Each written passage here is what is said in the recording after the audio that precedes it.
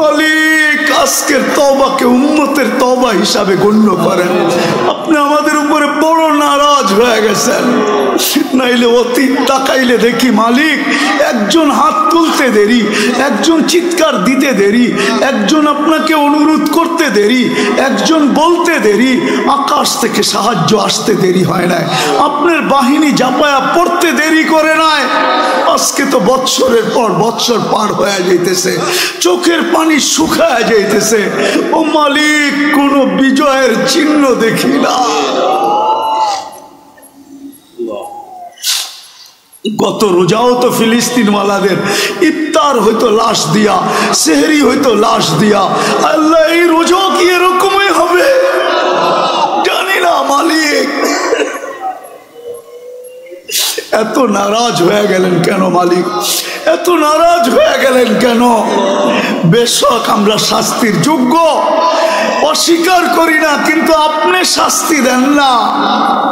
আপনার হাবিবের দুশ্মন, আপনার দুশ্মন, আমাদের দুশ্মন, ইসলামের দুশ্মন, কোরআনের দুশ্মন, হাদিসের দুশ্মন, সমস্ত কিছুর দুশ্মন, এদের মাধ্যমে আমাদেরকে পিটা খাওয়ান কেন মালিক? কেন মার খাওয়ান? কেন ওদের হাতে আমাদেরকে বেইজ্জত করেন? কেন আমাদের মা বোনদেরকে বেইজ্জত করান? কেন দুধের শিশুর রক্ত জড়ে ওদের হাত দিয়া? আপনি কি আমাদেরকে ছেড়েই দিলেন? আমরা যাব তো যাব কোথায়? আমরা তো এই কথায় বিশ্বাসী, লা মালজা ওয়ালা মানজা, লা মালজা ওয়ালা মানজা মিনকা ইল্লা ইলাইক। ডাইনে দেখি তো আপনাকে দেখি, বামে দেখি তো আপনাকে দেখি, সামনে দেখি তো আপনাকে দেখি, পিছে দেখি তো আপনাকে দেখি, উপরে দেখি তো আপনাকে দেখি, নিচে দেখি তো আপনাকে দেখি, নিচের দিকে তাকাই তো আপনাকে দেখি, ভিতরে তাকাই তো আপনাকে দেখি, বাহিরে তাকাই তো আপনাকে দেখি। আপনাকে ছাড়া তো কাউকে আমরা চিনি না মালিক।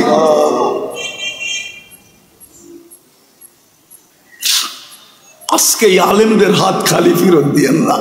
আমারটা দিয়া দেন, কোনো আপত্তি নাই, কিন্তু আমার ডাইনে বামের আলেমদের হাত খালি ফেরত দিয়েন না। ইমাম খতিবদের হাত খালি হাতে ফেরত দিয়েন না। তুলাবাদের হাত খালি ফেরত দিয়েন না। তুলাবারা বসে আছে সামনে মালিক, যাদের পায়ের নিচে ফেরেশতারা পলের গালিচা বিছায়। আল্লাহ ওদের হাত খালি ফেরত দিয়েন না। অন্তরালে মা বোনরা হাত উঠায় বসে আছে, এদের হাত খালি ফেরত দিয়েন না মালিক। রোডওয়ালাকে রোডের থেকে ডাকবো, বাড়িওয়ালাকে বাড়ির থেকে ডাকবো, ঘরওয়ালাকে ঘর থেকে ডাকবো, এমনকি ঘুমায়া থাকলেও আমি উঠায়া নিব। আসসালাতু খায়রুম মিনান নাওম বইলা আমি ঘুমের থেকে উঠায়া নিব।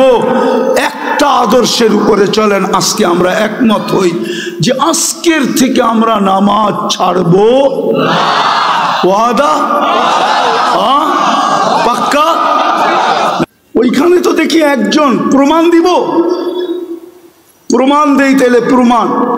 ইবনে ওমর রাদিয়াল্লাহু তাআলা আনহু বলেন আমরা 8000 ছিলাম। হায়াত সাহাবা উঠায় দেখেন, তারিখে সাহাবা উঠায় দেখেন, আমরা 8000 ছিলাম, রুমি 1 লক্ষ ছিল। বহু দিক দিয়ে আমাদেরকে কয়েকভাবে আমাদেরকে আমরা বেষ্টনীর ভিতরে চলে আসছি, অবরুদ্ধ ছিলাম। ভাবতেছিলাম কবরটা এখানেই হবে।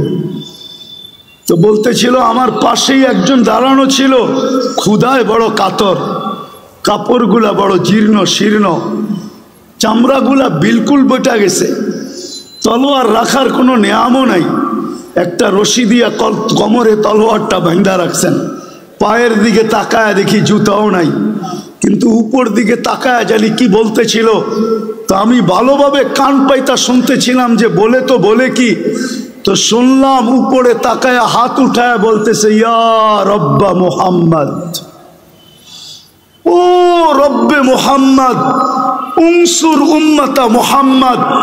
এখনো কি মুহাম্মদুর রাসূলুল্লাহ সাল্লাল্লাহু আলাইহি ওয়াসাল্লামের উম্মতের সাহায্যের সময় আসে নাই? আপনি কি দেখেন না আমরা কয়ভাবে বেষ্টিত? অবরুদ্ধ বলে বলতে দেরি আমি দেখলাম ফাসাক্কাস সামা, আকাশ ফাটলো।